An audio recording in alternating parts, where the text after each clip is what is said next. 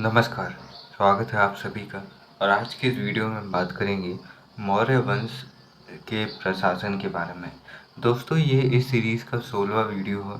और भी वीडियोस आप चैनल में जाकर देख सकते हैं। दोस्तों, मौर्य वंश का प्रशासन किस तरह से था, ये जानना बहुत ज़्यादा ज़रूरी है, क्योंकि मौर्य वंश भारत के शुरुआती वंशों में सबसे ज़्यादा शक्तिशाली था और भारत के इतिहास में हुए प्रतापी वंशों में से एक रहा, क्योंकि इस वंश के ज़्यादातर शासक बेहद आगे के सिद्ध हुए। हम अशोक को कैसे भूल सकते हैं, जिन्होंने धम्म नीति दी और उन सिद्धांतों को दिया जिनका पालन हम आज भी कर रहे हैं और जिनके आदर्श आज भी हमारी संस्कृति में झलकते हैं। हम चंद्रगुप्त मौर्य को नहीं भूल सकते, जो एक छोटे से तबके से उठे और एक बड़े साम्राज्य के निर्माता बन गए। कौटिल्य हो या फिर बहुत सारी चीज़ें जो मौर्य वंश से जुड़ी हुई हैं, इसलिए मौर्य वंश का प्रशासन भी मायने रखता है। तो आइए समझते हैं मौर्य वंश का प्रशासन। केंद्रीय प्रशासन की बात करते हैं तो कोई भी प्रशासन हो, आज का प्रशासन हो या फिर प्राचीन काल का प्रशासन, एग्जाम्पल के लिए आज का प्रशासन किन स्टेप में बटा है। सबसे पहले आता है केंद्रीय प्रशासन यानी कि सेंट्रल गवर्नमेंट। फिर उसके बाद में आता है राज्य प्रशासन यानी कि स्टेट गवर्नमेंट। फिर उसके बाद में आता है जिला प्रशासन।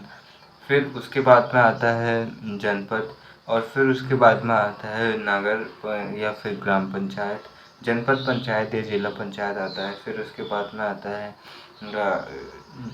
नगर या फिर ग्राम आता है। तो इसी तरह की नाम बदलने के अलावा यही था कि आज की जो व्यवस्था है, प्राचीन काल में भी वही व्यवस्था थी। बस इतना है कि आज हम जिले को जिला बोलते हैं, उस समय पर जिले को कुछ और बोलते थे। आज हम राज्य को राज्य बोलते हैं, उस समय पर राज्य को प्रांत बोलते थे, सूबा बोलते थे। तो सब कुछ वही है। तो आपको आज की चीज़ों के साथ में रिलेट करके पढ़ना है तो आप और अच्छे से पढ़ पाएंगे। मौर्य वंश का शासन राज्य की लोक कल्याणकारी अवधारणा पर आधारित था।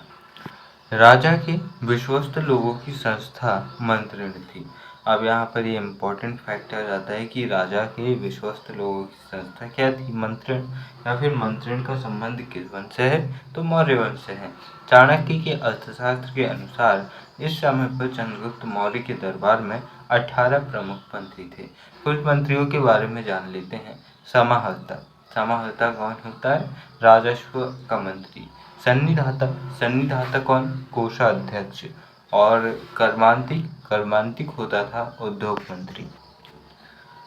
अन अनवरिश, ये कौन होता था, अनवरिश ये होता था अंगरक्षक सेना का प्रमुख। अंगरक्षक कौन होते थे, जो पर्सनल बॉडीगार्ड होते हैं उन्हें अंगरक्षक कहते हैं। जैसे आजकल हम एसपीजी देखते हैं, तो जो एसपीजी होते हैं, स्पेशल प्रोटेक्शन गार्ड्स, तो उनका काम होता है आज के जो पॉलिटिशियंस है या फिर जो बड़े लोग हैं उनकी सुरक्षा करना। तो उसी तरह जो अंगरक्षक होते थे उनकी सुरक्षा, उनका काम होता था राजा और राज परिवार के लोगों की सुरक्षा करना।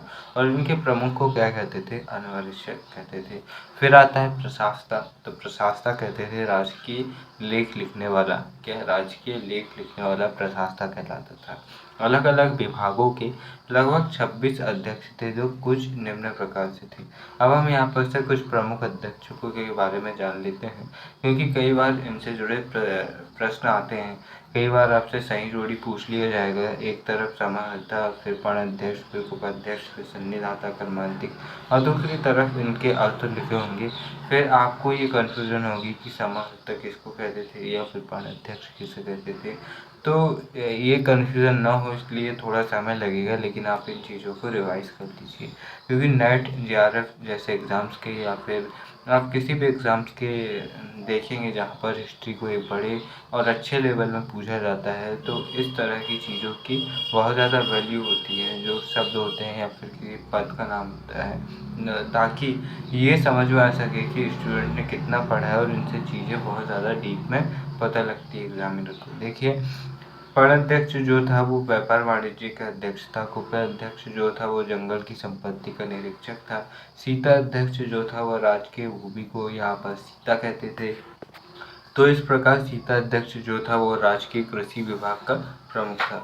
अब इसके बाद में हम देखते हैं कि और भी जो पौतवाध्यक्ष था, तो पोतवाध्यक्ष था, मापतौल का अध्यक्ष था, आकरा अध्यक्ष था, खनन विभाग का प्रमुख, फिर विविधाध्यक्ष था, चारागाहों का प्रमुख, फिर गाड़ी का अध्यक्ष था, वेश्याओं का निरीक्षक, फिर महामात्यापसर्ग था जो वह गुप्तचर विभाग का प्रमुख था। क्या था? गुप्तचर विभाग का प्रमुख था।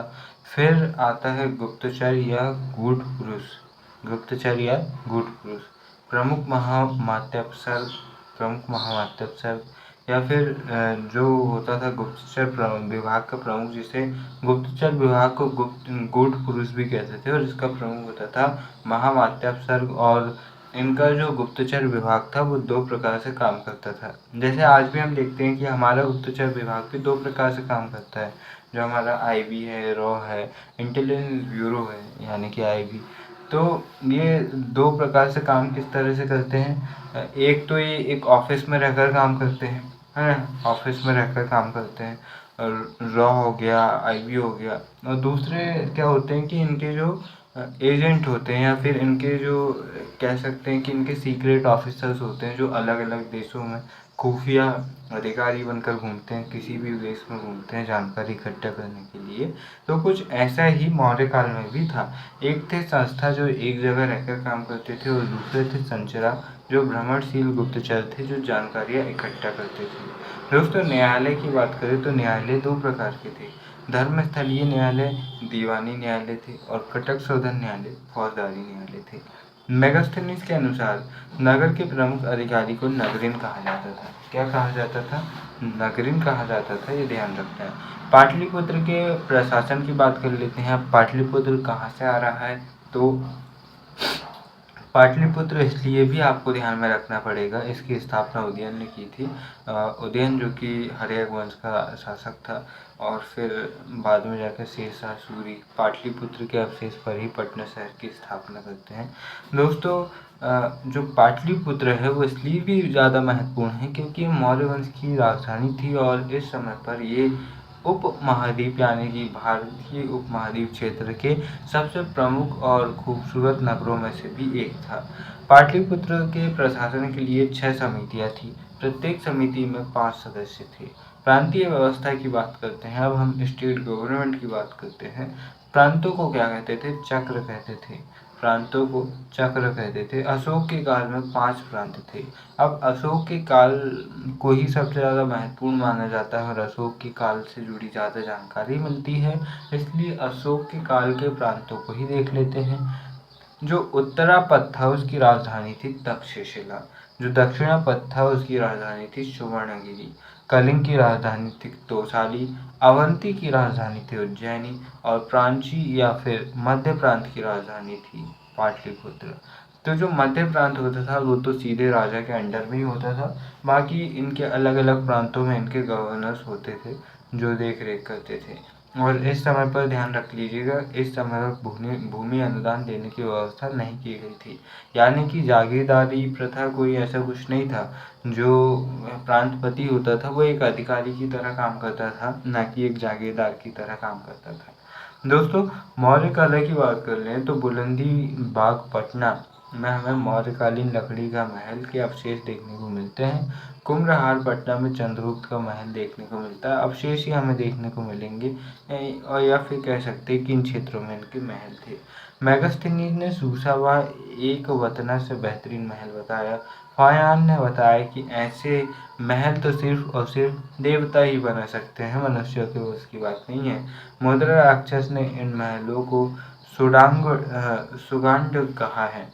दोस्तों, इसका अर्थ क्या होता है ये आपको पता करना है, ये आपके लिए आज का चैलेंज है, ठीक है। और फिर आपको कमेंट में बताना है कि इस शब्द का अर्थ क्या होता है। इस शब्द का अगर आपको पता ना हो तो फिर आपको जाना पड़ेगा कमेंट डिस्क्रिप्शन में, मैं इसको लिख दूंगा। अगर आपको पता ना हो तो आप देख लेना, लेकिन आपके लिए भी एक छोटा सा चैलेंज है कि आप उस शब्द का मतलब निकालें, क्योंकि मुद्रा राक्षस ने इन महलों को सुगांड कहा है, ठीक है। तो कह सकते हैं कि इनकी समृद्धता बहुत ज़्यादा चरम स्तर पर थी। यही कारण है कि इनके महल भी काफ़ी ज़्यादा बड़ी लेवल पर खूबसूरत और व्यापक थे। दोस्तों, जब साम्राज्य में समृद्धि आती है तो सीधे तौर पर कला और संस्कृति का विकास होता ही है। ये हर काल में हुआ है। स्तूप की बात करते हैं तो दोस्तों, जब आप बौद्ध धर्म की बात करते हैं तो आपको 3 शब्द समझ में आते हैं। पहला आता है स्तूप, दूसरा आता है चैत्य और तीसरा आता है विहार। विहार, ठीक है। तो आप तीनों में क्या मतलब होता है तो ये भी आप देख लीजिए। तो तीनों में क्या मतलब होता है? विहार का मतलब समझते हैं। विहार का मतलब वो होता है, एक प्रकार से इनकी धर्मशाला होती है। जब ये कहीं पर यात्रा करते हैं तो ये विहार में रुकते हैं। अब बिहार से या तो आपको गार्डन समझ में आएगा या फिर हमारा बिहार समझ में आएगा। तो बिहार का मतलब एक प्रकार से धर्मशाला, जहाँ पर वो ठहरते हैं। दूसरा आता है चैत्य। तो चैत्य एक प्रकार से इनका मठ होता है। चैत्य इनका मठ होता है या फिर इनका पूजा स्थल होता है। फिर उसके बाद में हम स्तूप की बात कर लेते हैं। तो स्तूप क्या होता है? तो स्तूप एक गोल प्रकार का होता है। स्तूप पहले तो ऐसा एक गोल रेलिंग बनी रहती है, फिर उसके ऊपर एक ऐसा गोल कटोरा सा रखा रहता है। आपने देखा होगा कि जो गेंद रहती है खेलने वाली, टेनिस कोई सी भी, जब हम उसे आधा काट देते हैं वो टूट जाती है। तो किस तरह से इस तरह टोपी जैसी रखाती है, तो उसी तरह से ये स्तूप भी रखे होते हैं।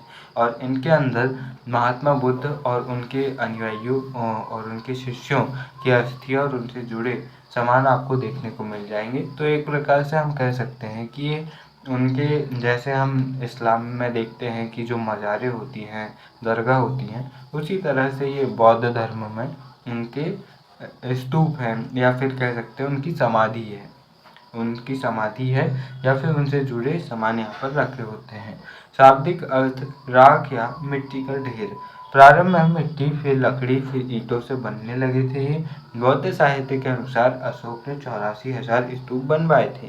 प्रसिद्ध स्तूप की बात करें तो सांची, रायसेन मध्य प्रदेश में है स्तूप है। बरहूत, यह भी सत्ता मध्य प्रदेश में है। और उत्तर प्रदेश में 2 है, सारनाथ और पीपरहवा। तो ये बहुत ज़्यादा महत्वपूर्ण है। अगर आपको कभी मिले समय और आप कभी भोपाल जाएँ तो वहाँ से सिर्फ 30 से 34 किलोमीटर दूर है। मुश्किल से 30-35 रुपये ट्रेन की टिकट रहती है।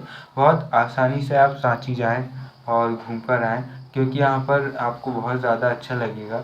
और अशोक के दौर के बने स्तूपों में आज जो सबसे अच्छी कंडीशन में है वो सांची का स्तूप ही है। इसके बाद में देखिए, मूर्तिकला पर बात करते हैं।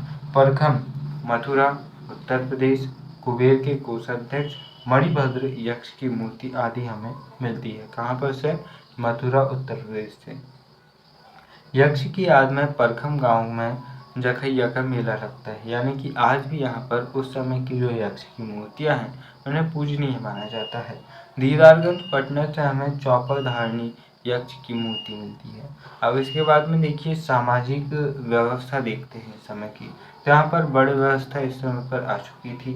दास प्रथा थी, लेकिन मेगास्थनीज के अनुसार इस समय पर दास प्रथा नहीं थी। तो हम कह सकते हैं कि एशिया महाद्वीप के अन्य क्षेत्रों की तुलना में भारत की दास प्रथा थोड़ी सी उदार थी। उनके साथ में थोड़ी नरमी बरती जाती थी। और मेगास्थनीज जिन क्षेत्रों से आया था, हो सकता है कि उन क्षेत्रों में दासों के साथ बर्बर व्यवहार था। यही कारण है कि उसने भारत के दासों की जो व्यवस्था है उसे काफ़ी अच्छा माना है और ये कहा है कि दास व्यवस्था नहीं थी। या फिर ये भी कहा जाता है कि वो दूध बनकर आया था, ज़्यादा ऊटपटांग लिखता तो यहीं देवदूत बन जाता। इसलिए हो सकता है कि उसने खुलकर ना लिखा हो। लेकिन हमारे कौटिल्य भाई साहब किनसे डरने वाले थे, उन्होंने तो खुलकर लिखा है कि इस समय पर दास व्यवस्था थी। तक्षशिला, बनारस, उज्जैन शिक्षा के प्रमुख केंद्र थे। और उज्जैन इसलिए भी महत्वपूर्ण है क्योंकि जो अशोक थे वो उज्जैन के ही प्रांतपति थे। और उज्जैन के ही पड़ोसी विदिशा की एक व्यापारी की पुत्री देवी से उन्होंने विवाह कर लिया था। इसके बाद में देखिए, सती प्रथा यहाँ पर नहीं थी, यानी कि सामाजिक व्यवस्था उतनी बुरी भी नहीं हुई थी। और इसके बाद में वैश्यावृत्ति प्रारंभ हो गई थी। और इस समय पर वैश्यावृत्ति का प्रकार थोड़ा अलग था। जो गणिकाएँ होती हैं उन्हें वैश्या कहा जाता है। दोस्तों, वैश्या शब्द के 2 अर्थ होते हैं। पहला अर्थ तो ये होता था, जब मेरे दादा कभी पिक्चर देखते थे और कोई आइटम सॉन्ग चलता था तो वे कहते थे कि वैश्या नाच रही है। तो मुझे बहुत ज़्यादा बुरा लगता था कि भाई ये क्या कह रहे हैं, सेक्स वर्कर कह रहे हैं एक्ट्रेस को। फिर जब मैंने पढ़ा तो मुझे ये समझ में आया कि भाई दादा गलत नहीं कह रहे हैं। वैश्या के दो अर्थ होते हैं, एक होता है गणिका यानी कि जो नाचती है, डांस परफॉर्म करती है, यानी कि जो बार में नाचती है फिर कहीं भी नाचती है, एक प्रकार से जिनका काम ही नृत्य करना होता है, वो गणिकाएँ कहलाती है। दूसरी वैश्या वो होती है जो सेक्स वर्कर होती है। तो यहाँ पर एक ही शब्द के दो अर्थ निकल जाते हैं। तो इस समय पर जो वेश्यावृत्ति का चलन था वो शारीरिक रूप में नहीं था, वो गणिकाओं के रूप में था, यानी कि उनकी महफिलें लगती थी। आप पुरानी पिक्चरों में देखते होंगे ना कि महफिलें लगती थी और 4 लोग अंगूर खाते हुए शराब पीते थे और एक बाई नाचती रहती थी। तो उसी तरह का कुछ व्यवस्था का चलन इधर से ही शुरू हुआ था। इसके बाद में देखिए आर्थिक व्यवस्था वार्ता पर आधारित अर्थात कृषि, पशुपालन, व्यापार के सम्मिलित रूपों का प्रकार था। पहली बार वलय कूपों का निर्माण हुआ था। वलय कूपों का मतलब क्या है पता है आपको? वलय कूप मतलब कि इस तरह के गोल गोल गोल गोल गोल गोल इस तरह के, नीचे से देखिए इस तरह के, इस तरह के, ऐसे ये गोल गोल है, ठीक है ना, जैसे हम कुएं देखते हैं ना उस तरह के वलय कूपों का निर्माण हुआ था। और ये भी ध्यान में रख लीजिएगा कि इस समय पर संडास का भी इस्तेमाल होने लगा था और सीवरेज सिस्टम का भी इस्तेमाल ये लोग करने लगे थे, क्योंकि सिंधु घाटी समय में मिलता है यार भाई, तो इनके पास में क्यों नहीं होगा। कैसे? इस तरह के गोल गोल गोल गोल पाई बनाते थे और फिर यहाँ पर से कोई भी कुछ भी करता था तो यहाँ पर से होते हुए नीचे जाता था और यहाँ पर से फिर नाली में जाकर बह जाता था। तो हमारे से तो अच्छे ही ड्रेनेज सिस्टम था इनका, बारिश में 2-4 लोग मरते तो नहीं थे। इसके बाद में देखिए हम बात करते हैं जो पहली बार वलय कूपों का निर्माण मिलता है, सूती वस्त्र उद्योग प्रमुख था। ढाका का मलमल विश्व प्रसिद्ध था, यानी कि बांग्लादेश के इतिहास में भी चंद्रगुप्त मौर्य और मौर्य वंश का बहुत ज़्यादा महत्व होगा। मुद्रा की बात कर लेते हैं। सोने के सिक्के सुवर्ण और निष्क कहलाते थे।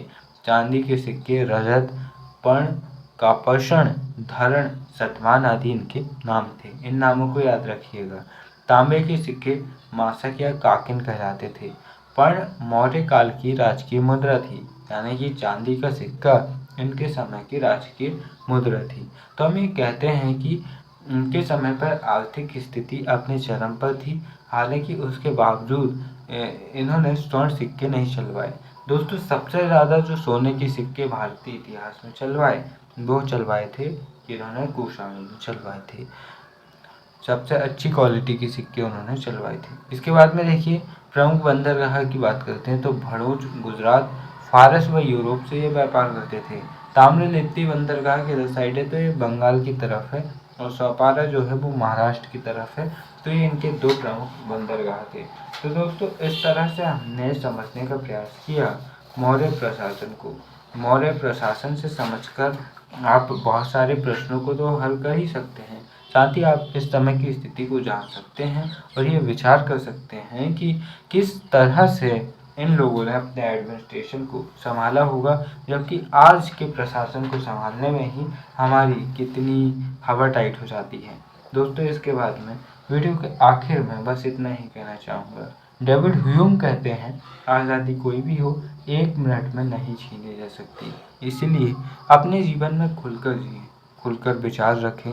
ये ध्यान में रखें कि आपके विचार सही हों और आपके विचार किसी के लिए गलत तभी हो सकते हैं जब वो खुद ही गलत हो, और अपने विचारों से अपनों को दुख ज़्यादा नहीं होना चाहिए।